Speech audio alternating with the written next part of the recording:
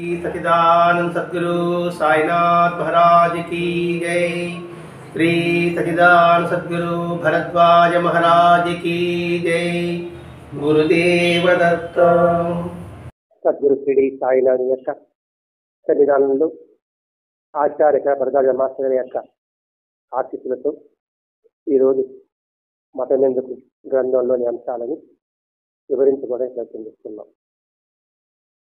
అసలు మతం ఎందుకు అనే ప్రశ్నే మదిలో మెదలడమే గొప్ప విజ్ఞానం.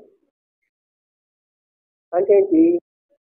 ప్రతి ఒక్కటి కూడా క్షుణ్ణంగా విశ్లేషణాత్మకంగా పరిశీలించడం అనేది అభ్యాసం చేయాలి. అణువణువునందు ఏమి జరుగుతుంది అనేది గుర్తించవాలి. దాని లివింగ్ ప్రజెంట్ వర్తమానంలో ఉండు. మనం గమనించడం లేదు, గమనం సాగించుకుంటూ పోతున్నాం. అంటే ఎట్లా వెళ్ళాలి, మనం వెళ్ళే మార్గం సరి అవునా కాదా అని ఆలోచించడం లేదు. ఆలోచన బతుకుతున్నాం. అట్లా కాదు, ప్రతి ఒక్కటి ఆలోచించాలి. జీవితం మనకి నేర్పుతుంది. ప్రతి ఒక్కరి జీవితం, మన జీవితమే కాదు, అందరి జీవితాలు మనకు నేర్పుతుంది. దాన్ని తెలుసుకోవాలి. అది తెలుసు, మన సంబంధం లేదు అనుకుంటున్నాం. అలాగే భగవంతుడు మానవునికి ఎంతో అనుగ్రహిస్తున్నాడు, దాన్ని అందుకోవాలి. ప్రకృతి సృష్టి విశ్లేషణాత్మకంగా వివరిస్తూ ఉంది, దానిని గుర్తించాలి. ఈ మూడు మనిషికున్న లక్షణాలు. అంటే ప్రకృతి ఏం నేర్పుతుంది? భగవంతుడి ఇచ్చేంతా కూడా అందిపుచ్చుకో. సుఖము అందిపుచ్చుకోవడం, దుఃఖము తీసి పారేయడం కాదు. అలాగే ఈ ప్రపంచంలో ప్రతి ఒక్క జీవితం ఇది ఒకటి చేస్తుంది. పెద్దవాడి నుంచి నేర్చుకోగలం, మంచివాడి నుంచి నేర్చుకోగలం. దాన్ని తెలుసుకో. అది ప్రతి ఒక్క మనిషికి ఒక లక్షణం కావాలి. ఆ లక్షణం లేదనుకోండి, మరి శాస్త్రజ్ఞులు ఎలా ఉంటారు? దీన్ని కనుక్కున్నారు, వాళ్ళ ఊరికే ప్రకృతిని తెలియజేస్తున్నారు. బల్బు కనుక్కున్నాడు థామస్ ఆల్వా ఎడిసన్, రైట్ సోదరులు. రేడియో కనుక్కున్నారు ఎవరు? మార్కోని అని అతను. మరి వాళ్ళంతా ఎందుకు గమనున్నారు వాళ్ళు? అలాగే మతం అంటే ఏమిటి, దైవత్వం అంటే ఏమిటి అని తెలుసుకోవడానికి ప్రయత్నించేది. ఇటు దైవత్వము, ఇటు భౌతిక శాస్త్ర విజ్ఞానము రెండు కూడా ఒకటే చెప్పడే మాత్రమే గుర్తిస్తుంది. ఇక్కడ మన సైన్స్ ఏం చేస్తుందో అదే ఆచార్యం చేస్తుంది, అదే మనం మనుషులు చెప్పారు. ఆ చెప్పినప్పుడు ఏమవుతుంది? ఇప్పుడు మనం కనుక్కునే అది గణిత శాస్త్రం కావచ్చు, వైద్య శాస్త్రం కావచ్చు, ఖగోళ శాస్త్రం కావచ్చు, ఇవన్నీ మన పూర్వీకులు కనుక్కున్నారు. చరణ సంహిత అంటారు, తెలుసుకుంటారు కదండి. ఆయుర్వేదం కనుక్కున్నవాడు ఇప్పుడే ఉన్నాడు. అంటే వాళ్ళు కనుక్కుని పక్కన పెడుతున్నాం, వీళ్ళు కనుక్కున్నది మనం మెచ్చుతున్నాం. ఇది వేరు అది వేరు అనుకుంటున్నాం. కాదు, సూత్రం వేదం, సూత్రం మహర్షులు కనుక్కున్నది. అదే దారిద్రులు కనుక్కున్నారు అని తెలుసుకున్నప్పుడు ఒకరినొకరు విమర్శించుకోవడానికి అవకాశం ఉండదు. ఇవి తెలియని వారు విజ్ఞానం ఏం చేశారంటే పరిశీలించారు, సైన్స్ ను పరిశోధించారు, ఆధ్యాత్మిక పరిశోధించారు. వాళ్ళు ఏం చెప్తున్నారు అనేది ఈరోజు అంశం. ఆధ్యాత్మికత, నవీన భౌతిక శాస్త్రం. నవీన భౌతిక శాస్త్రం అంటే లేటెస్ట్. భౌతిక శాస్త్రం ఉంది, నవీన భౌతిక శాస్త్రం అదేం చెప్తుంది? మనం లేటెస్ట్ టెక్నాలజీ తెలుసుకోగలగాలి అనే విషయం భరద్వాజ మాస్టర్ గారు ఆధునిక ప్రపంచంలో, ఇది మోడర్న్ కల్చర్, ఇప్పుడు ఆధ్యాత్మికకు భౌతిక శాస్త్రానికి పొత్తు కుదురుతుందా? అలా కుదిరే పని అయితే అది దానికి ప్రమాణం ఉందా? ప్రతి ఒక్కరికి సందేహం కలుగుతుంది. సైన్సే అనేది నమ్ముతున్నాం, మన శాస్త్రాన్ని మర్చిపోతున్నాం. శాస్త్రంలోని అంశమే సైన్స్ కనుక్కుంటుంది. విమానం ఎలాగలుగుతున్న పంచి ఎగరడం చూసి ఎలా ఎగురుతుంది, దానికి ఏమిటి సూత్రం ఏమిటి అని కొన్న రైతులు. అలాగే ప్రతి ఒక్కరు ఇష్టమండి. కాబట్టి మూలసూత్రం ఏమిటంటే మన ఆధ్యాత్మికతలోనే ఉంది అని అది ఎరుడికి పొద్దుతున్నారని సందేహకరడం పరిపాటే, సత్యం లేదు, ఎగాల్సింది లేదు, అది మామూలే. మరి కొందరు శాస్త్రజ్ఞులు వాళ్ళ అభిప్రాయాన్ని మనకు తెలుసుకోబోతున్నారు. అంటే మన సైన్స్ నమ్ముతున్నాం కదా, లేదంటే వాళ్ళ అభిప్రాయం తీసుకుంటున్నాం కదా, వాళ్ళు ఏం చెప్పారు? వాళ్ళేమిటి సైన్స్ ఏమంటారు? పదార్థము అంటుంది, అంటే భౌతిక కనబడి వస్తువు అంటుంది, అది అది దాంతో నిలిచింది అంటుంది సైన్స్. పదార్థం అనేది ఈనాడు నిస్సంశమైన అంశం కాదు, నిస్సంశమైన సంశయం లేని అంశం మాత్రం కాదు. ఒక వస్తువు అనుకోండి, పదార్థంలో ఒక వస్తువు, ఒక వస్తువు మీద మనకి సంశయం లేకుండా ఎలా ఉంటుంది? గోడ ఎలా వచ్చింది, ఏమిటి అంటే దాంట్లో మన దృష్టిలో గోడ పదార్థం, కానీ ఆ గోడకి మూలం ఏంటి? ఇటుకనండి, ఇసుకనండి, సిమెంట్ అనండి, దాన్ని విడగొట్టండి. ఆ విడగొడితే దాంట్లో ఎలక్ట్రాన్లు ఉన్నాయా, ప్రోటాన్లు, న్యూట్రాన్లు ఉన్నాయి, ఇవన్నీ తెలుస్తుంది అనమాట. అందుకని ఈ సమస్య చాలా ముఖ్యమైనది. ఏది? పదార్థం అనేది ఈనాడు మనం చూసేది మాత్రం కాదు. పదార్థం యొక్క తత్వమే కాకుండా వాస్తవ యొక్క తత్వం కూడా ఇందులో ఇమడబడి ఉంది అన్నాడు నేటికి భౌతిక శాస్త్రవేత్త అయిన ష్రోడింగర్. ష్రోడింగర్ అనే నేటి శాస్త్రజ్ఞుడు అదేమంటున్నాడు? పదార్థం యొక్క తత్వమే కాకుండా వాస్తవం యొక్క తత్వం అందులో ఇమడబడి ఉంది. ఇప్పుడు ఆ గోడకి వాస్తవం ఏంటి? అనేక కణాల సముదాయం. ఈ దేహానికి వాస్తవం ఏమిటి? అనేక కణాల సముదాయం. మరి అది వాస్తవమా, కనబడేది వాస్తవమా? కొద్దిగా బాగా ఆలోచించాలి సార్. పదార్థం అనేది వాస్తవం కాదు, తత్వమే కాకుండా అందులో వాస్తవాన్ని గ్రహించు. అలా గ్రహిస్తే నీకు వాస్తవం గోచరమవుతుంది. అలాగే భగవంతుడు రూపం కాదు, నామం కాదు. నీ దృష్టిలో రాముడు అంటున్నావు, కృష్ణుడు అంటున్నావు, యేసు అంటున్నావు, ప్రవక్త అంటున్నావు, బుద్ధుడు అంటున్నావు, గణేశుడు అంటున్నావు, శివుడు అంటున్నావు. అసలు భగవంతుడి తత్వం ఏమిటి? వీళ్ళు చెప్పి ఈ మాట చెప్పారు సార్, దాన్ని మనం అనుభవించుకోవాలి కదా. లేదు, పదార్థం అనేది ఒక తత్వం కాదు, దాని యొక్క వాస్తవం తత్వం అందులో ఎమడబడి ఉంది.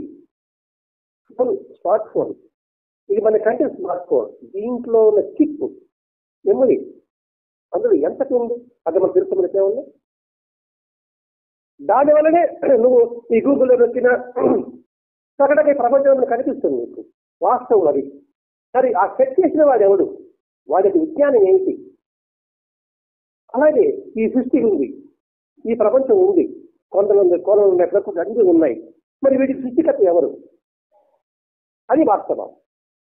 మన శరీరంలో మన తిన్న ఆహారాన్ని రక్తంగా మార్చుంది ఒకటి, అది వాస్తవం. మన ప్రమేయం లేకుండా గుండె కట్టుకుంటుంది, అది వాస్తవం మన శరీరంలో. భూమి గుండ్రంగా తిరగతా ఉంది, అది వాస్తవం, కానీ మనకి కనిపించడం లేదు. అలాగే భగవతత్వం కూడా, అది మనం అన్వయించుకుంటూ రావాలని. వాళ్ళు అంత వివరణ కొన్ని మాస్టర్ గారు ఆ వాటి కొటేషన్ చెప్తున్నాడు.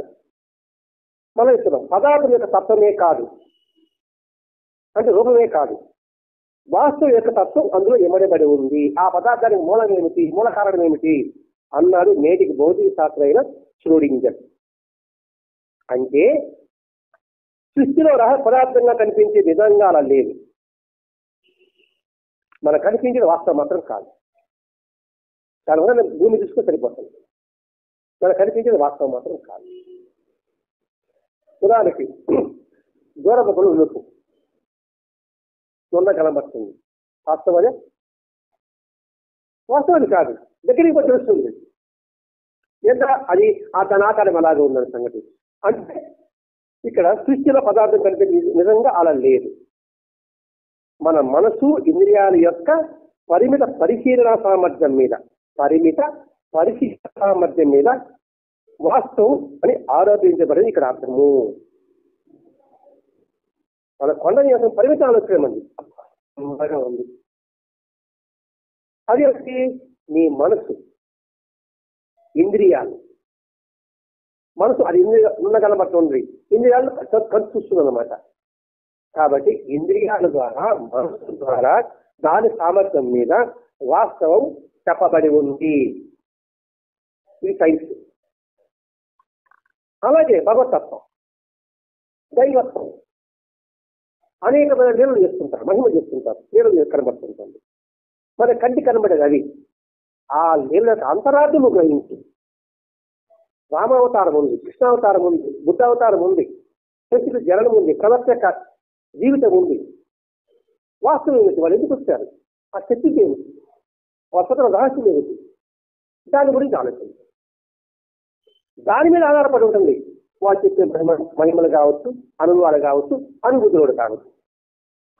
మనం బాగా క్షుణ్ణంగా పరిశీలించాం. మనసుగా ఎంత కష్టపడి రాశారు సంగతి ఏం చెప్తున్నారంటే, అనేక సాధారణంగా మనకి కొటేషన్స్ తెప్పిస్తూ, ఎవరైనా ఈ భౌతిక శాస్త్రము, ఈ ఆధ్యాత్మికత రెండు ఒకటేరా నాయన వీరనుకోబోతారు అని ఈ శాస్త్రం ఇప్పుడు ఇద్దరి పేరు చెప్పుకుంటున్నాం. మరి స్లోడింగ్ చేశాడు, ఒక వాక్యం చెప్పాడు. మరి ఆయన గ్రంథమంతా చదివితే కదా ఈ ఒక్క వాక్యం బయట వస్తుంది. సరే, ఆ గ్రంథం చదవడానికి మాస్టర్ ఎంత కష్టపడి ఉంటాడు? రెండవది, ఉదాహరణకు ఎలక్ట్రానిక్ ఒక వస్తువు కాదు. న్యూట్రాన్, ఎలక్ట్రాన్ అంటున్నాం కదా, వస్తువు కాదు. మన విశ్వాసం వస్తువు కాని వస్తువుని అది ఎంత ఆక్రమించిందని చెప్పగలం మనం? సన్నటి ఊహలు పొందాం. మన ఊహలు ఎంత ఆక్రమిస్తుంది? మనం ఎక్కడ కూర్చున్నాం. మన ఊహ ఎంతవరకు ఉంది? కొలత వేయగలమని ఏడే కూర్చోడు, అమెరికా కూడా పోల్చేస్తున్నాం. ఇక్కడ అమెరికా గంట కూడా కొలత వేయగలవా? అలాగే ఈ పదార్థంలోని ఎలక్ట్రాన్ పదార్థం గురించి అది ఎంత కొలత వేయగలం? అంతే ఉందండి. దానికి ఆది అంత శివుడి యొక్క తత్వాన్ని ఆది అంతం తెలుసుకోలేకపోయినాడు కదండి. శివరాత్రి రోజు, లింగోత్సవం రోజు ఆది తెలుసుకోలేకపోయినాడు, అంతం తెలుసుకోలేకపోయినాడు. ఆది విష్ణు తెలుసుకోలేకపోయినాడు, అంతం బ్రహ్మ తెలుసుకోలేకపోయినాడు. బ్రహ్మ అబద్ధం చేశాడు. సరే, అంటాం. అలాగే ఈ ఎలక్ట్రానిక్ ఒక వస్తువు కాదు. మరి వస్తువు కాని దాన్ని అది ఎంత ఆక్రమించమని చెప్పగలం? గాలి మనకి తత్వం. మరి గాలి అంటున్నాం, దానికి పదాలు మనం అనుకుంటున్నాం. సరే, గాలిని ఎలా పెడతామను? మనకు అనుభవం చెప్పి పెడుతున్నాం. ఆ గాలికి ఈ గదిలో గాలి ఎంత ఆక్రమించింది మనం కొలత చేయగలవా? సరే, కొంత భయం ఏర్పడింది. ఆ భయము ఎంత స్థలాన్ని ఆక్రమిస్తుంది? చాలా భయం కలిగిందండి. అది ఏ మెసేజ్ ఉన్న చూడు కావచ్చు. అది ఎంతవరకు ఉంది? నా వరకే, ఈ గుండె వరకే ఉందా? ఇంకా ఇంకా ఇంకా ఆలోచిస్తూనే ఉంటుంది. ఇలా జరిగిందేమో, ఇలా జరిగిందేమో, ఇలా జరిగిందేమో, ఇలా జరిగింది, ఇలా జరిగిందేమో తిరిగిపోతుంది. దాని కొలమన ప్రభావం లేదు కదండి. అలాగే భగవంతుడు సర్వవ్యాపకుడు, సర్వాంతర్యాలు. ఇంతవరకే పరిమితమని నువ్వు తెలుసుకోగలవా? ఇక ప్రశ్నించుకోవాలి. అంతటా ఉన్న వాడిని ఎక్కడున్నాడు అనుకుంటాం మనం? అదే గురుచేతంలో నామధారకుడు 52 అధ్యాయాలు చెప్తాడు చూడండి. నీ పాదాలు ఏమని కడిగేది? విశ్వమంతా నీ పాదం ఆక్రమించింది. నీకు నైవేద్యం, నీకు ఏ విషయం చెప్పేది? అన్ని పదార్థాలు సృష్టించినట్టువే. నీకు గంధం ఏమని కూర్చేది? నీకు స్నానం ఏది చెప్పి గంటల గంట గురుచేతంలో అదే సైన్స్ చెప్తుంది. ఇక్కడ అంతటానికి పదార్థాన్ని నువ్వు దేంతో కలవగలవు అని ప్రశ్న పెట్టుకొని సర్ జేమ్స్ ఇంకొక ఆయన, సర్ జేమ్స్ జీన్స్ అని గణిత శాస్త్రజ్ఞుడు ఒక ఆయన, ఇంకొక ఆయన దర్శన్ రస్టేర్, ఒకనేమో భౌతిక శాస్త్రవేత్త. ఏది? సర్ జేమ్స్ జీన్స్ అని ఆయన గణిత శాస్త్రజ్ఞుడు దర్శన్ రస్టేర్ వీళ్ళు చెప్తున్నారు. అంటే కొలమను మ్యాథ్స్ కదా, అసలు అసలే అంటున్నారు ఎలా కొలవలం ఏంది? ఏది ఎలక్ట్రాన్ని మనం కొలవలేము. అలాగే భగవంతుడి పరమాత్మ యొక్క తత్వాన్ని మనం కొలవలేము, మనం అంచనా వేయలేము. ఆయన సర్వవ్యాప్తి అంతటా ఉంటాడు, ఎక్కడుంటాడని చెప్తాం మనకి. ఇందులో సందేహం చక్రి సర్వోపకటండి అన్నాడు ప్రహ్లాదుడు. ఎందెందు వెతికితే అందందే కలడు. ఇప్పుడు ఆ ఎలక్ట్రాన్ కూడా న్యూట్రాన్ కూడా ప్రతి ఒక్క వస్తువులో ఉంది. ఇందులో ఉంది, అందులో లేదా ఎలా చెప్పగలం మనం? అప్పుడు ఈ భౌతిక శాస్త్రము ఇది ఆధ్యాత్మిక రెండు వేరా కాదు, ఒకటే అని వాళ్ళు నిరూపించేస్తున్నారండి వాళ్ళు. ఇప్పుడు ఈ వాక్యం చెప్పాడంటే, ఈ గణిశాస్త్రజ్ఞుడైన దానికి దశ చెప్పాడంటే ఎంతగా పరిశోధించుంటాడు? గుడ్డిగా చెప్తుంటారు వాళ్ళు. ఏమన్నా గుడ్డిగా చెప్తుంటే ప్రమాణం చెప్తే ఈ ప్రపంచం ఎలా దాన్ని అంగీకరిస్తుంది? గొప్ప శాస్త్రవేత్తలు ఒక వాక్యం చెప్పారంటే వెంటనే వాళ్ళు ప్రకటన చేయరు. దాని అనేక విధాలుగా అనేక కోణాలు అందరినీ విచారించి నిర్ధారణ అయిన తర్వాత ప్రకటన చేస్తారు. అంతెందుకండి, ఒక వస్తువు సెల్ ఫోన్ అనుకోండి, గొప్ప తయారు చేస్తే మార్కెట్లో పెట్టరు, మళ్ళా దీనికి పరిశీలిస్తారు అనమాట. పరిశీలించి నేను ఓకే అని స్టాంప్ చేస్తారు. కొన్ని వస్తువులు చూడండి, ఓకే స్టాంప్ ఉంటుంది, మీరు గమనించారు లేదు అంటే ఏమిటి? టెస్టెడ్ అంటారు, అంటే టెస్ట్ చేస్తాం దీన్ని, అప్పుడు మార్కెట్లో చేస్తారు. మరి ఒక వస్తువుకే దాన్ని టెస్ట్ చేసి మార్కెట్లో వదులుతున్నప్పుడు, ఒక ప్రమాణం చెప్పేటప్పుడు వాళ్ళు ఎంతగా దాన్ని పరిశీలించుంటారు అని మనం చూపించాలండి ఇక్కడ. తర్వాత భౌతికవాదానికి కేంద్రకం రష్యా. రష్యానే ఈ శాస్త్రం అంతా ప్రకటించిన భౌతికవాదానికి కేంద్రం రష్యా. అక్కడ కూడా శాస్త్రీయ దృక్పథం మారింది. అంటే వాళ్ళ సైన్స్ అది కూడా మారింది. పి కెడ్రో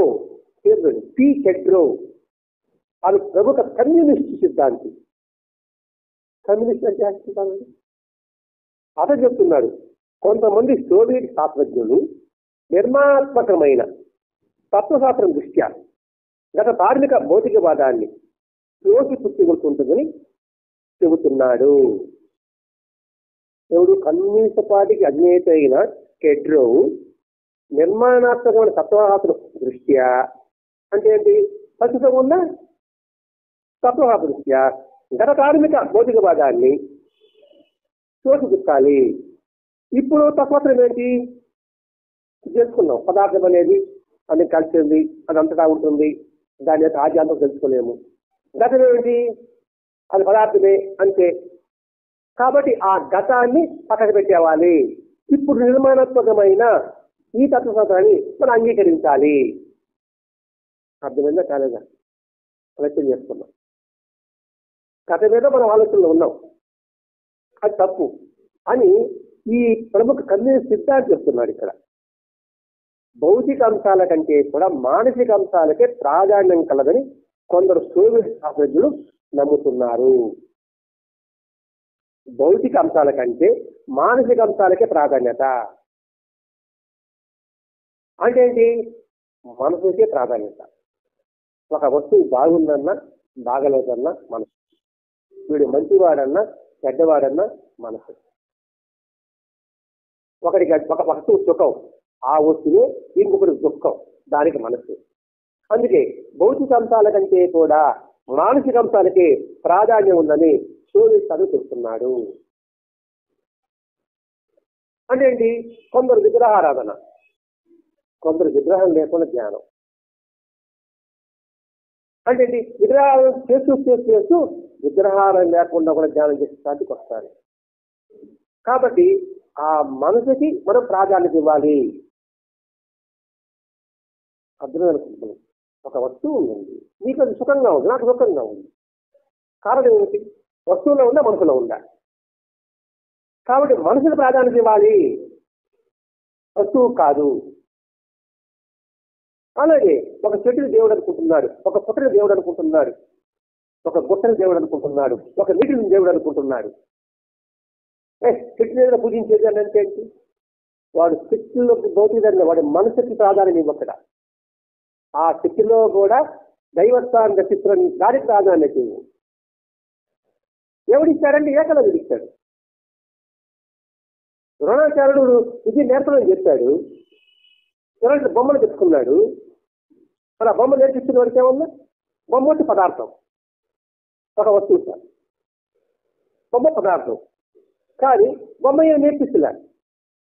అతడి మానసిక అంశమే అతడికి నేర్పిస్తుంది. అందుకని ఇక్కడ ఆధ్యాత్మిక వివరించుకుంటున్నాం, ఇటు నవీన భౌతిక శాస్త్రం వివరించుకుంటున్నాం. ఇక్కడ మనం అంటే ఏంటి? శాస్త్రం చెప్పి చదువుకుంటామని అనుకోండి, సరే అది మనకు అర్థంగా పరిస్థితిలో ఉంటుంది. మనకి రెండు జోడించుకోవాలి కదా.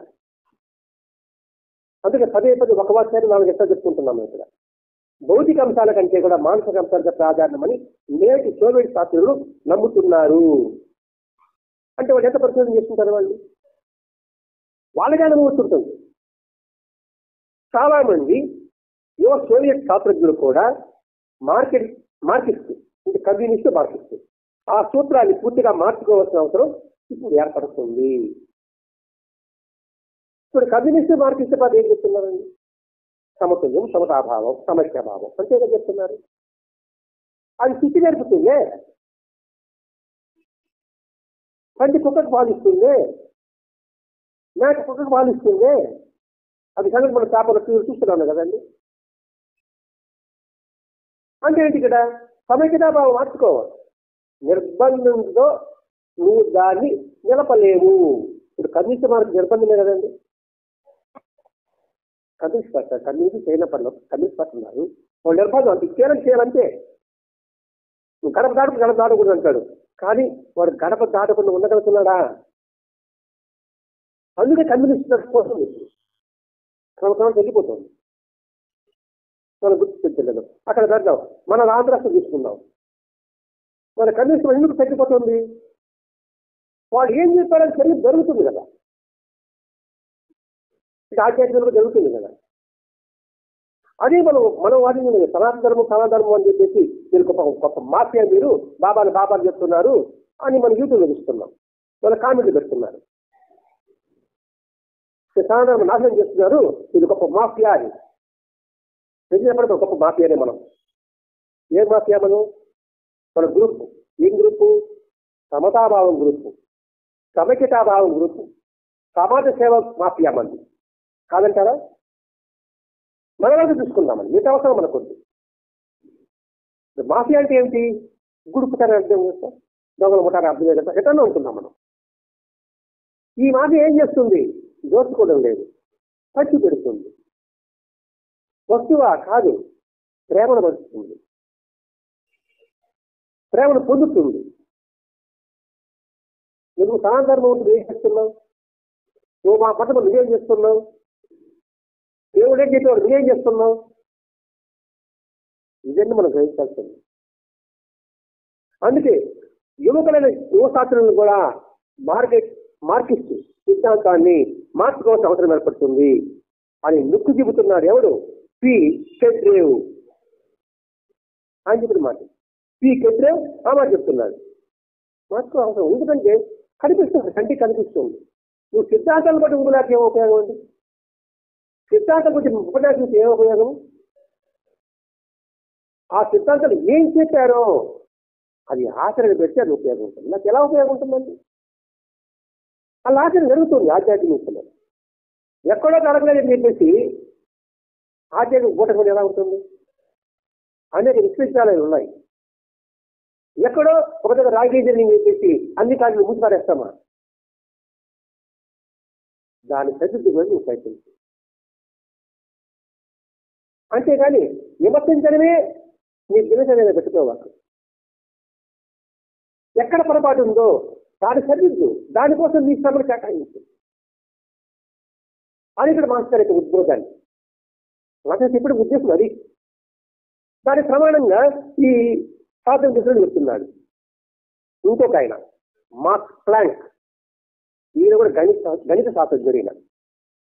నేను అని చెప్పే మాట చైతన్యం ప్రాధాన్యత అంటాను. చైతన్యము ప్రాధాన్యత అంటాను. పదార్థం చైతన్యం నుండి ఏర్పడినది నా భావం. పదార్థం చైతన్యం నుండే ఏర్పడింది. చైతన్యం లేకపోతే ఆ పదార్థం వేస్తే కదండి. చైతన్యం అంటే ప్రాణశక్తి, కదలిక. ఈ ఫోన్లో చైతన్యం ఉంది. లేకపోతే స్విచ్ చేసినా కూడా ఇదేం లేకపోతే ఇది తేడం అంటే ఏంటి? మనం ఆనందిస్తారే ఇందులో మనకి ఏ మోసం వస్తుందంటే లోపల చైతన్యం ఉందా లేదా? ఆ చైతన్యం ఉండబట్టే ఇది వస్తుగా రూపుదిద్దుకుంది. ఆ చైతన్యం లేకపోతే ఇది ఒక వస్తువు అంటామా? నాలో ప్రాణం లేదు, వస్తువు అంటామా? శరీరం అంటామా? అసలు ఒక అమ్మ పోయి పిల్లవాడు ఏడుస్తున్నాడు, అమ్మ అమ్మ అని వేస్తున్నాడు. ఏమిరా మా అమ్మ పోయింది అన్నాడు. ఏదంటే అమ్మ ఎక్కడే ఉంది కదా అన్నాడు. అమ్మ అదే ఉంది కదా, ఆ అమ్మాయి నీకు పాలిస్తుంది, ఆ అమ్మాయి నీకు అన్నం పెట్టింది, ఎదురుగా ఉంది కదా. అమ్మ పోయింది, అమ్మ పోయింది, అమ్మ యాది ఇక్కడే ఉంది అంటే పోయింది ఏంటి? చైతన్యం. కాబట్టి చైతన్యం ఉంటేనే మనిషి, చైతన్యం ఉంటేనే పదార్థం. కాబట్టి చైతన్యమే ప్రాథమికము. ఎవరు చెప్పాడు ఇక్కడ? Max Planck. సైన్యం ఏతుంది? పదార్థం ఉంది, దాని చైతన్యం లేదు. అలాగే రాయి ఉంది, ఆ రాయి చైతన్యం ఉంది కాబట్టి వాడి భావన శరీరంగా ఉంటుంది. దేవుడు రాయి అంటారు కదండి. ప్రతి ఒక్క వస్తువులో కూడా చైతన్యం ఉంటుంది, రాతిలో కూడా చైతన్యం ఉంటుంది. మనం గుర్తించలేకపోతున్నాం కాబట్టి రాయి అంటున్నాం. పువ్వు కూడా కోస్తారంటే దాంట్లో కూడా కదలిక ఉంటుంది. అయ్యో పోషిస్తున్నాడే అని. పక్కన పువ్వు వస్తే ఇంకో పువ్వు కూడా వణుకుతుంది. అవన్నీ శోభ పెట్టాలని కనుక్కున్నాడే సైన్స్ ప్రకారంగా కూడా. మనకు కనబడదు, కదులుతుంది, బాధపడుతుందని మనకు కనబడదు. దాని ఒక మిషన్ ఏర్పాటు చేసి అప్పుడు తెలుస్తుంది, మనకు అర్థమవుతుంది. కాబట్టి ఈ గణితాజ్ఞుడు మాక్స్ ప్లాంక్ ఎంతో పరిశోధించకపోతే ఈ మాట ఎలా చెప్తాడండి? ఈ చైతన్యాన్ని దాటి మనం పోలేము, ఈ చైతన్యం దాటి మనం పోలేము. చైతన్యం ఉంటేనే ఎక్కడికైనా మనం పోగలం. నేను మాట్లాడుతున్నా, చైతన్యం లేకపోతే ఏమైనా మాట్లాడగలుగుతాను?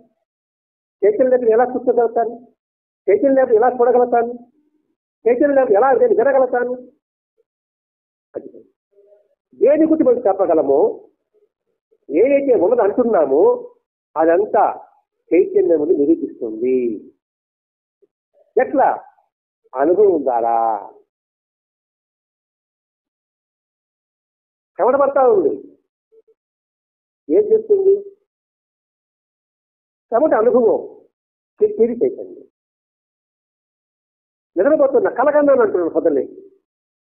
తేడ కలగన్నాం, కాళ్ళు వచ్చేటన్ని తెగిపోయింది, దమన శబ్దం వచ్చిన ముందుగా లేలేదు, గాఢంగా నిద్రపోతుంది. మరి కలగన్నానండి, నేను పలానా ఊరికి పోయానండి, సమ్మెనాన్ని పోయానండి, నేను అక్కడ వడ్డించానండి, ఎలా చెప్పగలుగుతున్నావు? చైతన్యం లేకపోతే అది నీ కంటికి కనబడదు. మన దేహం ఉంది, మన దేహంలో ఏ పార్ట్ కావాలన్నా డాక్టర్ ఎంఆర్ఎస్ అందరూ చూపించగలడు. మనసు చూపించమంటే చూపించగలడా? మనసు లేకపోతే ఏముంది ఇక్కడ? నాకు మనసు చూపించండి, ఎంఆర్ఎస్ కాదు, ఇంకోటి కాదు, సిటీస్ కాదు, దేనిలో అది కనబడదు. లోపల ఒక భాగం కనబడుతుంది. కనబడదు కాబట్టి మనసు లేదని చెప్పగలమా? అంటే ఏంటి? ఆధ్యాత్మికత కూడా మనసు లాంటిదే, అది అనుభవిస్తే గాని నువ్వు చెప్పలేవు. ఒక తీరు పదార్థం తేలి ఉందండి, తేలిని కనిపిస్తుంది, తేలి స్పర్శిస్తుంది, దానికి రుచి తెలుస్తుందా? కంటికి కానీ చేతికి కానీ నువ్వు పట్టుకోవచ్చు కాక, చూడవచ్చు కాక, మళ్ళీ దాని రుచి తెలియాలి, ఏం చేయాలి? నాలుగు మీద పడాలి. అలాగే ఇది లేదు అన్నప్పుడు నువ్వు పరిశోధించు, దాని దగ్గర చూడు, అప్పుడు తెలుస్తుంది అందులో శక్తి ఉందా లేదా అని. అందుకే దూరం ఒక నువ్వుకొని చెప్పడం ఉద్దేశం. అది దూరం చెప్ప ఉండగానే ఉందా, అదేం పెద్ద కాదు, ఎట్లా దగ్గరకు పో, అది ఉండగా ఉందా గడుపు నీకు అర్థమవుతుంది. అలాగే భగవంతుడు లేడని చెప్పొద్దు, లేడు ఎలా చెప్పగలరు? నీకు అనుభవం కాలేదు అంతవరకే. ఇప్పుడు మనం తాజీల్ బాబా చర్చకు చూస్తాం, గదిలో ఉంటాడు కాశీనాథ్ డాక్టర్. వెంటనే తాజీల్ బాబాతో ఎదురు కూర్చుంటాడు. తాజీల్ బాబాని టీచర్స్ జైలు పెట్టుంటారు, హాస్పిటల్ ఉంటారు అనమాట. అలా కూర్చొని నిద్రపోతాడు. నిద్రపోయిన తర్వాత తల ఇంజక్షన్ ఇస్తాడంటాడు. ఇక్కడ గోడల నుంచి సలాబులు ఎక్కడ చేయి వస్తుంది. సహజం అలా సలాబులు ఎక్కడ చేయి ఇస్తాడు. గోడల నుంచి సాధ్యంలో దృష్టిలో అనేక ఎలక్ట్రాన్ ప్రధాన యొక్క సముదాయం. అందుకే మన సినిమాలు చూపిస్తుంటారు. గదిలో ఉంటాడు, పక్కడిది దేవుడి గదిలో ఉంటాడు. తను తాళం చేస్తుంది, అందుకే తాళం దాంట్లో సద్గుణ సాచర్యంలో ఇంట్లోనే ఉంటాడు. నేరుగా బాబు చూస్తుంది. బయట బాబా ఉంటాడు, ఇంట్లో మనం ఉంటాము. ఏడ్చుకుంటా కూర్చుంటాడు, ఇంట్లో కూర్చొని బాబు వచ్చేస్తాడు. కలుకాయ చూస్తాడు, కలుపు తాళం వేస్తున్నాడు. బాబా చూస్తాడు, మన కనిపిస్తే బయట బాబా ఉన్నాడు. అదంతా కల్పితమండి అని అంటాం మనం. మన దృష్టిలో కల్పిస్తాం. తెలుసుకున్న తర్వాత వాస్తవం. చిన్నపిల్ల వాడు ఉన్నప్పుడు, మా పిల్లలు ఉన్నప్పుడు నాకు ఏరు బొమ్మ కావాలి, ఏరు బొమ్మ కావాలి, ఏరు బొమ్మ కావాలి, ఏరు కావాలి, ఏరు కావాల్సాడు మన బొమ్మ తీస్తాము. పెద్ద అయిన తర్వాత అది ఆడతాడా, నిజమే నేను కావాలి, నిజమైన బుర్ర ఎక్కాలంటాడు, నిజమైన గుడ్డ ఎక్కాలంటాడు. ఇట్లా ఆలోచించాలి సార్. వీళ్ళ ఆలోచన లేకపోవడం వల్లనే ఇన్ని వర్గాలు, ఇన్ని ఘర్షణలు, ఇన్ని దేశాలు కలుగుతున్నాయి. వరదన మాస్టర్ గారి మతమిద గ్రంథం రాయడం ఉద్దేశం ఏంటంటే వాస్తవం తెలుసుకుంటున్నాను. ఆయన నీ భావాన్ని ఉద్యోగం ప్రయత్నం చేయబాకు. నేను భావం చెప్తుంటాను, వాస్తవంతో అర్థం చేసుకో, తర్వాత డిక్లేర్ చేయి ఈ శాస్త్రం బాగా అని చెప్పడం. అలాగే హెడ్డింగ్ అనే భౌతిక శాస్త్రుడు అంటున్నాడు, భౌతిక శాస్త్రవేత్తలు ఘనపదార్థాలను వెంటాడి ద్రవ పదార్థానికి, దాని నుంచి అణువుకి, దాని నుండి ఎలక్ట్రాన్ వరకు వెళ్ళి అక్కడ దాని జాడ కోల్పోయారు. పదార్థం అనేది బాహ్య ప్రపంచంలో వాస్తవంగా ఉండి భౌతిక శాస్త్రం కనుగొనబడిన మాత్రం కాదు. ఇదేం చెప్తున్నాడంటే భౌతిక ఘన పదార్థాలని చెండాడాడు, అది ద్రవ పదార్థంగా మారింది. మన దానికి చెండాడాడు, అడవుల్లోకి వచ్చింది, ఎలక్ట్రాన్కి వచ్చింది, మళ్ళా దానికి చెండాడాడు, కూడికొలుసు అదే ఉండదు. ఇది అర్థం కావాలంటే ఉల్లిపాయ పొరకి తీసేసేమంటే అన్ని ఊడిపోతాడు. భౌతిక శాస్త్రులు పదార్థాన్ని విడగొట్టేస్తారు. విడగొట్టే ద్రవ పదార్థం కనపడుతుంది. దాన్ని మనకు విడగొట్టారు. దాన్ని విడగొట్టానే అణువులు వచ్చాయి, దాన్ని విడగొట్టారు. ఎలక్ట్రాన్లు విడగొట్టాయి, దాన్ని విడగొట్టారు. అది ఏంటి? శూన్యం. ముక్కలు చేసుకుంటూ అనుకోండి, ఆయన ఏముంటుంది? ఏముండదు అక్కడ అని కనుగొన్నారు. పదార్థం అనేది బాహ్య ప్రపంచంలో వాస్తవంగా ఉండి భౌతిక శాస్త్రం చేత కనుగొనబడింది కాదు. అంటే అది ఇంతకుముందు ఏర్పడింది అని అర్థం. ఈ ప్రపంచంలో చూసి నేను కనుక్కున్నాను కాదండి, భారతదేశం కనుక్కున్నాడు అంటారు కదండి. అంటే ఇంతకుముందు భారతదేశం లేదు అక్కడ, అర్థం చేసుకోండి. ఇక్కడ రేతుడు ఇప్పుడు భౌతిక శాస్త్రవేత్తలు పదార్థం అనేది బాహ్య ప్రపంచంలో వాస్తవంగా ఉండి వీటిని కనుగొనబడలే. అంతకుముందే అది ఉంది. అక్కడ ఆ ఉందని ఇప్పుడు కనుక్కున్నాం, లేదని కనుక్కోలేదు. అక్కడ ఉన్నదని కనుక్కున్నాం. మనం కొత్త కనుక్కునేది ఏంటి? ఇక్కడ ఇప్పుడు నేను సత్యంగా చెప్తున్నా, నేను కొత్తగా లేదు. ఇంతకు ఎవరు చెప్పాడో దాన్ని చెప్తున్నా నేను. ఇక్కడ మీరేమనుకుంటారు? అబ్బా ఈ బ్రహ్మాండంగా ఎంతగా తెలుసుకున్నాడు, ఎంత విజ్ఞానం ఉంటా అనుకుంటారు మీరు. అర్థమైన భావిస్తున్నాను. అది ఇక్కడ వాస్తవం. నేను కాళ్ళ దగ్గర ఏంటి? నా సొంతంగా ఏం చేస్తుంటే నేను కాళ్ళ దగ్గర వేయాలి. మరి తిరిగి చెప్తున్నాను నేను అంతే. అని చెప్తున్నాను ఇక్కడ. పదార్థం భోజనం కనుగొనేది కాదు. నిజ జీవితంలో అది గోచరించడానికి కారణం మనసే. అక్కడ దాన్ని ప్రతిపాదించినది మన మనసు. ఈ మనసు అనిపిస్తుంది ఈ బాబు గారు చెప్తున్నారు అంతే కదా. ఇంకా ఈ బోర్డు గారు చెప్తూ అనుకోవాలన్నమాట. మీ మనసు చెప్తుంది, ఇంకో మనసు చెప్తుంది బాగా చెప్పి బాగా తప్పు బాగా చెప్పి బాగా చెప్పి అని ఇంకో మనసు అంటుంది. ఇక్కడ మనసా మీరు చెప్పడమా అంటే నాకు ఆలోచించుకుంటే మీకు అర్థమవుతుంది చెప్తున్నాను. అలాగే ఏం చెప్తున్నాడు, నిత్య జీవితంలో అది కనబడడానికి అంటే గోచరించడానికి పదం పదం అది కనబడడానికి కారణం అంటే మనసే అర్థాన్ని ప్రతిపాదించింది. మనం అయితే ఊసలు చెప్పుకుంటాం. ఊసలు వెళ్ళి మీరు చూసినప్పుడు పచ్చటి ఆకుల్లో ఉంది, పచ్చగా ఉంది మీరు అంటారు, మరి ఇక్కడ జారిపోతుంది. గోధుమ రంగు ఉన్నాయంటే చేస్తుంది, మళ్ళీ కింద చేస్తుంది, తెల్లగా ఉన్నాయంటే నేను అంటాను. రంగులు మారుతుంది కదా ఊసలు వెళ్ళి. ఇప్పుడు ఏది కరెక్ట్? అదే మనం ఒక పువ్వులు చెప్పుకుంటున్నాం, మన్నరకు రోజులు పువ్వు కొద్దిగా పువ్వు ఇంట్లో కట్టండి పటానికి పప్పులో ఒక రంగులో ఉంటుంది, మధ్యలో ఒక రంగులో మారిపోతుంది, సాయంత్రం ఇంకో రంగులో మారిపోతుంది. కొత్తలు మీరే తెల్లగొండి మీరు అంటారు, మీరు వెళ్ళిపోతారు. మధ్యలో చూస్తా ఆయన చూస్తాడు తెల్లగా లేదండి అది గులాబీ రంగులు ఉంది అంటాడు, ఆయన వెళ్ళిపోతాడు. నేను సాయంత్రం చూస్తా పసుపుగా ఉంది అంటాను. అదే పువ్వు చెప్పాడు అనుకోండి, నేను తెల్లగా ఉంది మీరు అంటారు, గులాబీ రంగు మీరు అంటారు, నేనేమంటాను గోధుమ రంగు నేను అంటాను. వీటికి కారణం ఏంటి? వాస్తవం ఏమిటి? తెలిపే. అట్లాగే ఇక్కడ మన మనసే అక్కడ దాన్ని ప్రతిపాదించింది. నీ మనసే ఉంది తెలుపడింది, నీ మనసే ఉంది గులాబీ రంగు ఉంది, నా మనసే ఉంది గోధుమ రంగు ఉంది. కాబట్టి శిష్టి కూడా దేవుడు ఉన్నాడని ఒకడంటాడు, దేవుడు లేదని ఒకడంటాడు, ఇదంతా ఊటకొచ్చి ఒకడంటాడు.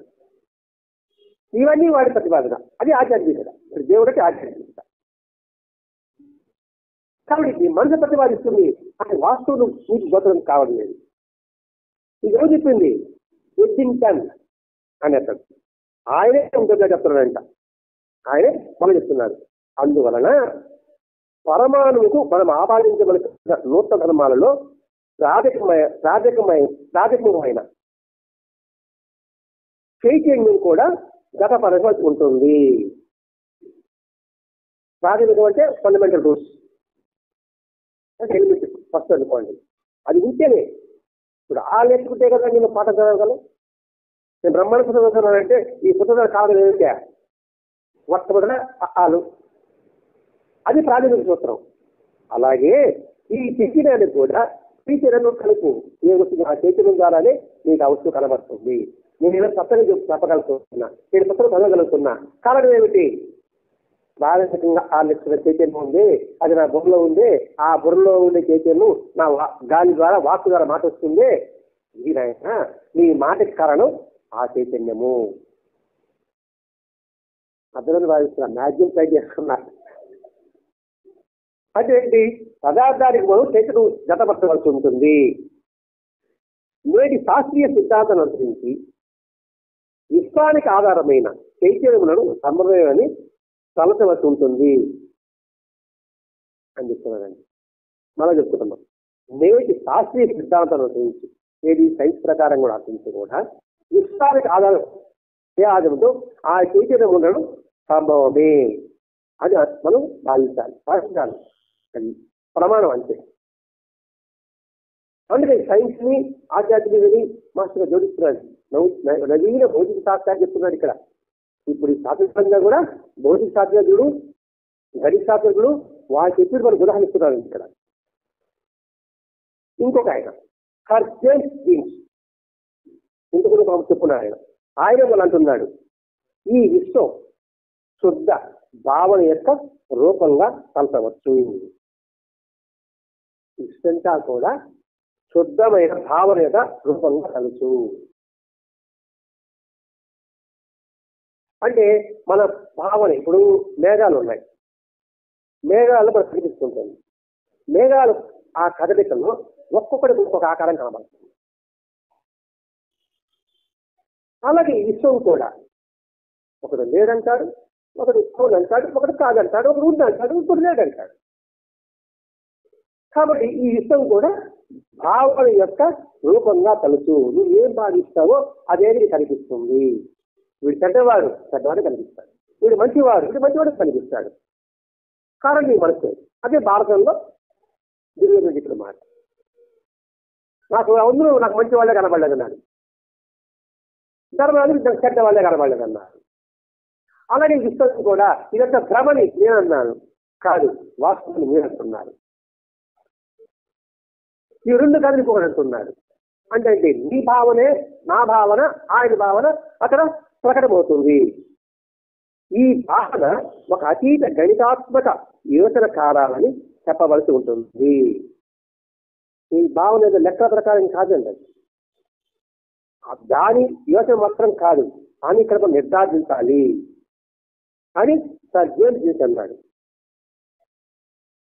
ఇంకొక ఆయన జోన్ అని ప్రఖ్యాత రచయిత ఈ విషయాన్ని ఇలా సంగ్రహించాడు. ఏమని?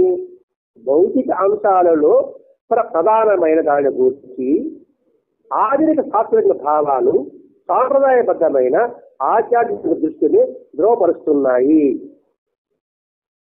ఈ తెలిసింది భౌతిక అంశాల్లో ఏదైతే ప్రధానంగా ఉందో దాని గురించి లేటెస్ట్ శాస్త్రజ్ఞులు భావాలు సాంప్రదాయబద్ధమైన ఆధ్యాత్మిక దృష్టిని ధృవపరుస్తున్నాయి. ఆధ్యాత్మిక దృష్టి అంటే ఏమిటి? ఇక్కడ మనం చెప్తున్నాం దైవము, విశ్వము, వాళ్ళ సంకల్పంలో భాగము. అలాగే ఈ భౌతిక అంశాల్లో కూడా అలాగే ఉంది. కాబట్టి దానికి లింక్ ఆధ్యాత్మికత. 6 గంటలు వచ్చి అనేది మన చూసేంతా కూడా మనకి ప్రమాణం వేదంలో నుంచి చెప్తున్నాడని. ఆధ్యాత్మికం అంటే ఒక వేదం యొక్క సంపుటి అనుకుంటున్నాం. ఆ ఆధ్యాత్మిక దృష్టి రూపరుస్తున్నాయి. అది ఏం చెప్పాడో దాన్ని నిరూపణ చేస్తుంది. ఏది నేటికి భౌతిక శాస్త్రజ్ఞానం కూడా. అందుకు రెండు మనం పోలు చూసుకుంటూ వస్తున్నాం. ఇంకొక ఆయన డాక్టర్ సల్లీవన్ అని పేరు. సల్లీవన్ జీవశాస్త్ర దృష్టిగా వివరిస్తాడు. ఆయన జీవశాస్త్రంలో ప్రొఫెసర్. పరిణామానికి ఒక లక్ష్యం అంటూ చెప్పవలసి వస్తే అది చైతన్యమే కావాలి. పరిణామానికి ఒక లక్ష్యం అంటూ చెప్పవలసి వస్తే అది చైతన్యమే కావాలి. చైతన్యం అంటే చెప్తున్నాం. చైతన్యం అంటే ప్రాణశక్తి, కదలిక. ఇప్పుడు ఒక పరిణామం స్టెప్ బై స్టెప్ వస్తుంది పరిణామం. అలాగే మనం అనేక వచ్చినామంటాం. ఒక పరపరంగా మనిషి వచ్చినామంటున్నాం. మరి కదలిక ప్రసక్తి లేకపోతే ఎలా మార్పు వస్తుంది? అందుకే అమీబా నుండి మానవుని దాకా జరిగిన అభివృద్ధిలో ప్రధానాంశము చైతన్య అభివృద్ధి. మనం చూడంటాం. అమీబా వ్యక్తి మన చిన్న మనిషి కొద్దిలాగా మనిషి రావడం, మన పరిపూర్ణ మనిషి రావడం మనం చూస్తుంటాం కదా. అంటే వీటికన్నిటికీ కూడా ప్రధానాంశం చైతన్య అభివృద్ధి. మన కార్యకలాపాల్లో కూడా మనం ఎక్కువ వినియోగించే అంశాలు మన గురించి, సాటి జీవుల గురించి, మన చుట్టూ ఉన్న భౌతిక విశ్వం గురించి మన ఎరుకను పెంచేలే గుర్తుకుంటారండి. మన కార్యకలాపాలు చేసే పనులు మనం ఎక్కువగా దేనికి అంశాలు ఇస్తున్నాం? ముందు మన గురించి, సాటి జీవుల గురించి, మన చుట్టూ ఉన్న భౌతిక విశ్వం గురించి, మన ఎరుకల గురించి. అవునా కాదు? మరి ఇవన్నీ ఆలోచించాలంటే ఆ చైతన్యం ఒకటి ఉంది కనుక ఆ చైతన్యమే ఈ నాలుగు చేస్తుంది. సమాజం గురించి ఆలోచించమంటుంది, నీ గురించి ఆలోచించమంటుంటుంది అని రాస్తాడు. అలాగే జీవశాస్త్ర విజ్ఞానం విశ్లేషిస్తే అనేక మానవుడి దాకా జరిగిన మార్పే మానవుడిని మరొక సంకీర్ణ జీవస్థితికి నడుపుతుందని. కనుక ఇప్పటి మనస్సు వ్యక్తిత్వం కేవలం తాత్కాలికమని చెప్పాలి. మీరు ఆయన చెప్తుంది ఇక్కడ ఎవరైనా డాక్టర్ సల్లీవన్ అంటే జీవశాస్త్ర విజ్ఞాన దృష్ట్యా భౌతికశాస్త్రమైంది, రసాయనశాస్త్రమైంది, బయాలజీ పెట్టాడు. అనేక మానవుని దాకా జరిగిన మార్పే మానవుని మరొక సంకీర్ణ జీవస్థితికి నడుపుతుంది. సంకీర్ణ జీవస్థితి అంటే ఏంటి? సంఘంలో మనం ఒక భాగం. నేను ఒక్కటి బతకలేను కదండి. నేను ఒక పని చేయాలన్నా, నాకు వస్తువు కావాలన్నా అందరూ కావాలి. ఇప్పుడు సంఖ్య ప్రభుత్వం అంటారు. మెజార్టీ రాదు అనుకోండి, 3 పార్టీలు ఉంది, మెజార్టీ రాదు ఏమవుతుంది? ముగ్గురు కలిసి పరిపాలించాలి. అర్థమైంది. అలాగే అదీబా నుండి మానవుడి దాకా అవుతుంది కూడా ఈ సంకీర్ణ మధ్యవర్తి నడుపుతుంది.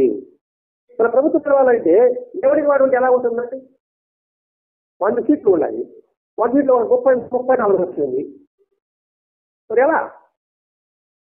వాళ్ళు ఎలక్షన్ పెట్టాలి, లేదా ఎలక్షన్ ఖర్చు అనుకుంటే ఆ 3 పార్టీలు కలిసి రాజ్యసభ పరిపాలించాలి. అలాగే మనకి అందరి సంఖ్య అవసరం ఉంది. అది అందరి సహకారం తీసుకో అని చెప్తున్నాడు. కనుక ఇప్పటి మనసు వ్యక్తిత్వము కేవలం తాత్కాలికమైనది, టెంపరీ. ఇప్పుడు బాగుంది అనుకో, టెంపరీ. చవడబడుతూ ఉంది, ఏసి పెట్టుకున్నా, చల్లగా ఉంది అనుకుంటున్నా, కాసేపటికి ఆఫ్ చేస్తున్నా. ఆ కళ కూడా తాత్కాలికమే. అలాగే అందుకే మన మనసులో ప్రతి ఒక్కటి కూడా వ్యక్తిత్వం కూడా అన్ని కూడా తాత్కాలికమైనవి. మనం ఏ శక్తి యొక్క తాత్కాలిక రూపాలమో, ఈ దేహం తాత్కాలికం, ఈ వస్తువు తాత్కాలికం. ఆ శక్తి నడుపుతుంది. అది మనసు మన లక్ష్యాలకు అతీతమైన ఒక లక్ష్యం వైపు నడిపిస్తుందని విశ్వాసం ప్రధానాంశము. ఈ మార్పునే మననే సాధనాలని చెప్పవాళ్ళను. అర్థంగా మళ్ళీ వస్తున్నాం. ఏ శక్తి తాత్కాలిక రూపాలు అది మనను మన లక్ష్యాల వైపు అతీతమైన ఒక లక్ష్యం నడిపిస్తున్నది. నా లక్ష్యం తిన్నామా తిరుపతమా తెల్లారిదా ఇంతకుముందు కాదు, ఉత్తర లక్ష్యం వైపుకు నడిపిస్తున్న విశ్వాసం ప్రధానంగా తీసుకో. ఈ మార్పుకి మనమే సాధనాలని చెప్పదలిచాను. మానవ దేహం ఒక సాధనం అండి. నా పిల్లలు ఆరోగ్యం ఉంటే ఏ పని చేయగలను, ఆలోచించగలను, మాట్లాడగలను, వస్తువులు కనుగొనగలను, ఎక్కడి నుంచి దగ్గరకు వెళ్ళగలను. మరి అవన్నీ చేయాలంటే ఈ శరీరం ఒక సాధనం అని నువ్వు భావించు. మరి ఈ శరీరానికి మూలం ఏంటి? అది ఎలక్ట్రాన్లో పడాలి, నోట్ అవన్నీ. మరి వాటికి మూలం ఏమిటి? వాటి స్పెసిఫికేషన్ అని భావించు అని చెప్తున్నారండి. ఇప్పుడు బల్బు ఉంది, ఆ బల్బు ఫీజు లేకపోతే పనిచేస్తుందా? ఆకారం ఉంది, బల్బు ఆకారం ఎలా పనిచేస్తుంది? పనిచేయడానికి అవకాశం లేదు. కాబట్టి ఆ పనిచేయడానికి అందులో తెలిపెట్టారు కదా, అది ప్రధానమని నువ్వు తలుచు. మనలో ఉన్న శక్తిని ఆ విధంగా నువ్వు భావించు. ఇంకొక ఆయన కనుకనే ఎడ్డింగ్టన్ అని అంటాడు ఒక ఆయన. కనుకనే పదం వాడాడండి. మనలోని ఆధ్యాత్మిక అంశాన్ని కేవలం దూరదృష్టిగా గోచరించినంత మాత్రాన, అంటే స్థూలంగా నీ కలవడంత మాత్రాన భ్రమణ కింద లెక్క కట్టబాక. నేటి కాన్సెప్ట్ విషయంలో మార్పు అని ఆయన చెప్తున్నాడు. అలాగే దొరికిన రచయిలు చెప్తున్నాడు, ఎడ్డింగ్టన్ చెప్తాడు. ఇప్పుడు దొరికిన రచయిలు ఏం చెప్తున్నాడంటే, ఆధ్యాత్మికవాదాన్ని ధృవీకరించరాదే నా భావము. ఇంతకుముందు దొరికిన చెప్తున్నాడు గణితాత్మజ్ఞుడు, అంత కన్ఫ్యూజ్ వచ్చారన్నమాట. ఆధ్యాత్మికవాదాన్ని దాన్ని తీసి పారకూడదు, అది నా భావం. మరి ఎంతగా పరిశోధించాడు? దాని హృదయంలోని నిజమైన విజ్ఞానం దాగి ఉంది. నేను హృదయంలో ఆధ్యాత్మికలోని విజ్ఞానం దాగి ఉంది. మన ఆధ్యాత్మిక చెప్తుంది ఏది మంచి ఏది చెడు చేయాలని సంగతి, ఏది చేయకూడదు ఏది చేయాలని చెప్తుంది అన్నమాట. కాబట్టి దాని హృదయంలోనే నిజమైన విజ్ఞానం దేంట్లో ఉంది? ఆధ్యాత్మిక హృదయంలోని విజ్ఞానం దాగి ఉంది. జ్ఞానం కాదు, విజ్ఞానం. జ్ఞానం ఉంటే దానిని విజ్ఞానం ఏం చేస్తాడు? ఆ జ్ఞానాన్ని సద్వినియోగం చేస్తాడు. విజ్ఞానం లేనివాడు ఆ జ్ఞానాన్ని దుర్వినియోగం చేస్తాడు. అనేక అనుభవాలు అనుకుంటున్నారు, దాన్ని ఇంకొకరు యుద్ధం కోరుకుంటున్నాడు, ఇంకొకరు ప్రతి ఒక్కరు దాన్ని వాడుకుంటున్నాడు. అలాగే ఇప్పుడు మనం చూస్తున్నాం కదా, మాకు సైబర్ నేరస్థం అంతా కూడా ఆచరణలు ఉండదు. పరహితం పుణ్యం, పరపీడనం పాపం. మన విజ్ఞానం కాదా? ఎక్కడ నువ్వు ఏం చేయాలనుకుంటావో అదే నువ్వు ఇతరులకు చెయ్యి. అది విజ్ఞానం కాదా? అది ఏ శాస్త్రంలో ఉన్నప్పటికీ కూడా అది మనకు అత్తుకోలేకపోతూ ఉండదు. కానీ ఆచార్యులలో హత్తుకుంటుంది. ఎందుకని? వాటిని ఆచరించి చూపించిన మహానుభావుల యొక్క జీవిత విధానాన్ని మనకు అందిస్తుంది. మహాభారతం, రామాయణం, భాగవత గ్రంథాల ద్వారా, శ్రీ పురాణ గ్రంథాల ద్వారా, ఆల్వాగడ్డ పెద్దల ద్వారా, లేదా మన చరిత్ర చూస్తాము. అసలు శివాజీగా కావాలనుకుంటాము, అప్పుడే వెంకట తీసుకుంటాం, నైటింగేల్ తీసుకుంటాం, మదర్ తెరెసా తీసుకుందాం, గాంధీ మహాత్ముడు తీసుకుందాం. ఈ మధ్య మనకి నేర్పుతుంది కదా. కాబట్టి ఆర్థిక శాస్త్రానికి మతానికి మధ్య వైరుధ్యం ఎన్నటికీ ఉండదాలదు అని మార్క్స్ ఫ్రాన్స్ చెప్తున్నాడంట. ఉండదాలదు. ఈ ఒకదానికొకటి పూరకాలు అంటే ఏమిటి? అనుసంధానాలు. ఏది? ఆర్థిక శాస్త్రజ్ఞము, మతము రెండు కూడా ఒక అనుసంధానం, విడదీయంశాన్ని. యోచన గల వారు ఎవరైనా మనలోని ఆధ్యాత్మిక అంశాలను గుర్తించి పెంపొందించినదే మానవుడి సర్వ సామర్థ్యాలు సామర్థ్యంతో పని చేయాలని గుర్తిస్తారు. మా చెప్తున్నామండి. యోచన గల వారు ఎవరైనా సరే ఆధ్యాత్మికంతా గుర్తించి పెంపొందించినదే అంటే ఆయన గుర్తించకపోతే మన శక్తి సామర్థ్యాలు సామర్థ్యంతో పనిచేయాలి. సామర్థ్యం అంటే ఏంటి? పరస్పరం సహకారం, దానికి సరిపడిగా వెళ్ళడం. అందుకే లక్ష్యాసనం అండి. ఇచ్ఛాశక్తి, జ్ఞానశక్తి, క్రియాశక్తి అనే పదం వస్తాయి. ఇచ్ఛాశక్తి నువ్వు అడిగి ఇచ్చారు, దానికన్నా జ్ఞానం లేకపోతే క్రియాశక్తి దాన్ని ఎలా ఉపయోగించి తెలియదు. కాబట్టి జ్ఞానశక్తి, క్రియాశక్తి రెండు ఒకదాని అనుసంధానం. జ్ఞానశక్తి ఆధ్యాత్మికత, క్రియాశక్తి ఆధునిక శాస్త్ర విజ్ఞానం. ఎందుకు మనం కోర్చుకోవాలండి? కష్టమే. నా జీవితం చెప్పడానికి ట్రై చేస్తాను. క్రియాశక్తి ఆధునిక శాస్త్ర విజ్ఞానం, కానీ జ్ఞానశక్తి ఆధ్యాత్మికత అని గుర్తించు. ఐన్స్టీన్ అనే ఆయన చెప్తున్నాడు, ఉత్తమ వైజ్ఞానిక కృషి వెనుక కనీసంగా మత విశ్వాసాన్ని కూలిన విశ్వాసం ఉంటుందని విషయం నిశ్చయము చేర్చబరిస్తాడు. ఉత్తమ వైజ్ఞానిక కృషి వెనుక అంటే సైతం వెనక కనీసంగా మత విశ్వాసాన్ని కూలిన విశ్వాసం ఉంటుందన్న విషయం నిశ్చయము. కాబట్టి లేదండి రాకెట్ కనుగొనుకుంటున్నారు, అంతగా తయారు చేస్తున్నారు కదా, వాళ్ళే ఈ తిరుమలకి నమ్మడానికి ఆశ్చర్యం కోరేది, తెలంగాణ గుడికి ఆశ్చర్యం కోరేది ప్రత్యేక పని కదా అని వాదిస్తూ ఉంటారండి. మీరు వినే ఉంటారు. అందుకే యోచన కలవాలంటే ఈ రాకెట్ కనుక్కోవాలన్నా, ఈ మేధశక్తి కావాలన్నా కూడా నాలో చైతన్యం పనిచేసి కనుక్కున్నాను. అలా చైతన్యశక్తి భగవంతుడు కదా, ఆ చైతన్యశక్తిని కదా అనుకుంటాడు యోచన గలవాడు. ఆయనే అనుకుంటాడే పిచ్చి పెట్టినవాడు, వాడే సైకిస్తావాడా తెలంగాణ గురించి పోయి ఆయన కాలకాడ పెట్టాడు నమ్మునానే, ఏదైనా తిరుమల పోయి ఆయన కాలకాడ పెట్టాడు అంటే వాళ్ళు తిరిగి పోయింది అని అంటారు. 10 చప్పట కొడతారు, నిజమే కడతారు. అందుకే మాట్లాడాలి యోచన గల వారైనా అని పదం వాడాడు. మనకు అనుభవం అయ్యే ప్రపంచ రూపంలో ఒక అతీతమైన చైతన్యం ఉందని హృదయపూర్వకమైన విశ్వాసము, భగవంతుని కూర్చున్న నా అభిప్రాయానికి అదే ఆధారము. ఎవరు చెప్పాడు? ఐన్స్టీన్ చెప్తున్నాడండి. విశ్వసమ్మతమైన ఈ ఆస్తిక భావమే శాస్త్రీయ పద్ధతులకు బలవత్తరము, పవిత్రము అయిన దోహదకారి నా అభిప్రాయము. ఇప్పుడు ఐన్స్టీన్ మాట, ఐన్స్టీన్ గొప్ప మనం కాదు కదండి. అది సంబంధం మనకు ఉంది. అసలు మనం ఎలా బతకాలో మనకే తెలియదు. నా లోపల ఏమో కూడా నాకే తెలియదు.